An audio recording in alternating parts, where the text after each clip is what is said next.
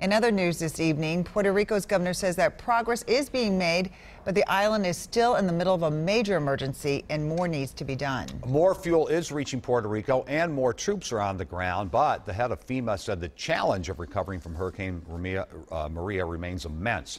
Supplies are on the dock, stuck with nowhere to go because of a lack of trucking. Power plants are operational, but the downed power lines mean 95% of the island is in darkness. And half of Puerto Ricans still lack drinking water.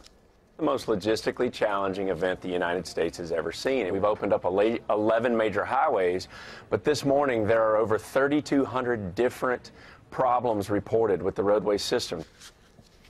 President Trump and the First Lady are expected to visit the island tomorrow. Ahead of the president's visit to Puerto Rico, Minnesota lawmakers are asking him, Congress, and the public for help for the millions of people still without food, water, or power.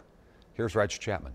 The situation is dire for many of our fellow Americans, and the response and the timeliness of the response is absolutely critical. U.S. Congressman Tim Walz and Keith Ellison joined Minnesota lawmakers and others calling for more aid for the people of Puerto Rico. There are communities in the hills that have been physically isolated since the hurricane.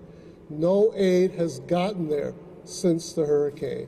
State Representative Carlos Mariana and State Senator Melissa Franzen are the only Puerto Ricans serving in the Minnesota legislature. They are demanding the federal and state governments do more to help fellow Americans in their time of need. There's a lot of good things that are happening on the ground, but we need to step up even bigger. That's going to require a larger response from the federal government right now, and it's going to require a big aid package on the part of Congress and the White House. This gathering of lawmakers is just one of several being held across the country. All are asking President Trump to act immediately. It's that an aid package must move. It must move immediately, and all barriers to the flow of that aid must be removed as quickly as possible. Walz praised Minnesota National Guard members on the ground helping residents pick up the pieces. All say more aid is needed in order for millions of people to survive. We're in for a long fight. I think we're up to it. The people, our fellow Americans in Puerto Rico, need our help, and we're here to lend it. Reg Chapman, WCCO 4 News.